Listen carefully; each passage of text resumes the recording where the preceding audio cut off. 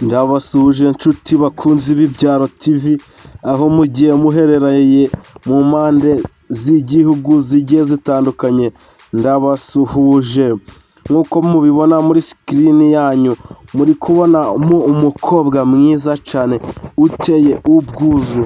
Ushobora kwibaza ati se uyu mukobwa we ni ibiki byagenze gute?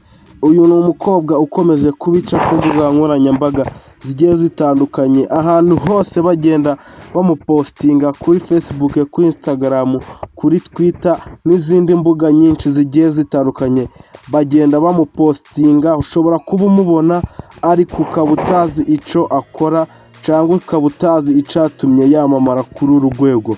Uyu ni umukobwa rero w'umufotogarafe ukomeje kugenda abica cyane bigacika, aho agenda afotora amafoto menshi cyane.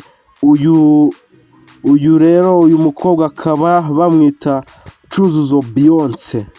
Cyuzuzo Beyonce ukaba ushobora kuba atari bwo bwa mbere umwumvishe, ariko uyu ni umukobwa ukomeye kandi ukunzwe hano mu Rwanda, dore ko agenda afotora amafoto ku mamaci agiye atandukanye n'ibindi bitaramo byinshi cyane niwe uba wagatumitsemo, dore ko ashobora kuba ari nawe mukameramani cyangwa se mufotogarafe mu Rwanda urenze, cyangwa se akaba ari nawe wa mbere ufotora neza ku rwego rwo hejuru.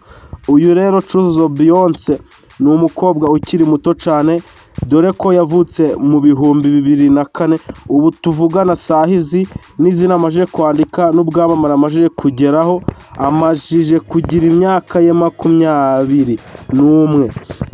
Ushobora kwibaza ati gute bishoboka umukobwa akagira 21 cyangwa se akagera kuri iyo myaka yaramamaye ku rwego rugeze ahangaha?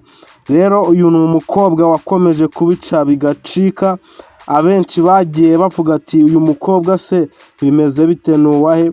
Dore ko uyu mukobwa agenda anivugira ko we ubufotogarafe cyangwa se ibi bintu byo gukamera atarabikunze cyane, dore ko iwabo banamubwiraga ati wa mukobwa we, nta mukobwa ujaga muri ibi by'ubufotogarafe aba yananiranye. Ariko we bitewe n'uko yararangije amashuri ye, yaravuze ati kankomeze ngerageze ndeba wenda bizakunda, dore ko yumvaga ko yanakibera umwagiteri, ariko ntabyaje gukunda kuko yaravuga ati umwagiteri niho wenda hashobora kuba harimo amafaranga.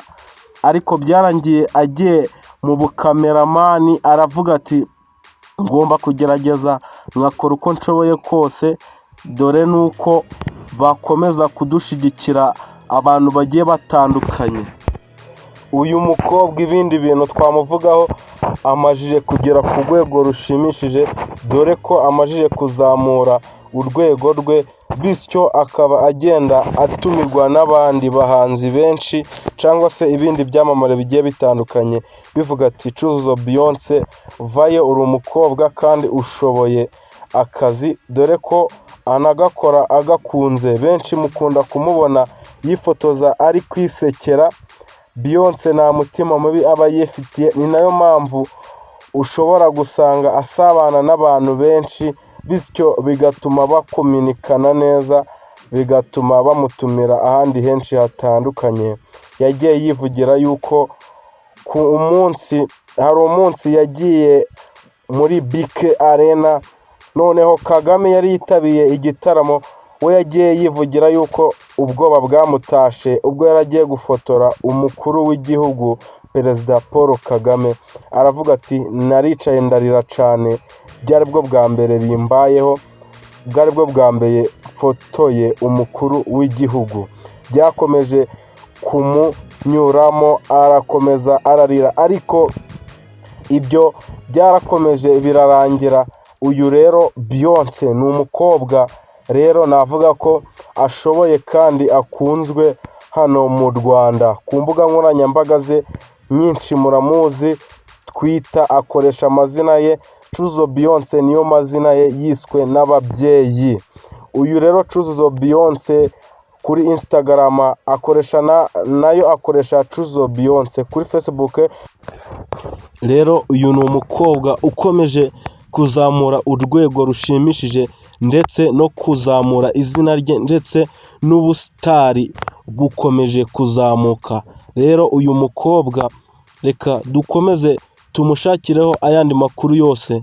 Nshuti rero twakomeje kubana muri iki kiganiro, ndagushishikariza gukora subscribe, share and comment kugira ngo ibindi biganiro tuza tubagezaho bize bibageraho ku gihe. Mwari kumwe na Benjamin, ndabashimiye.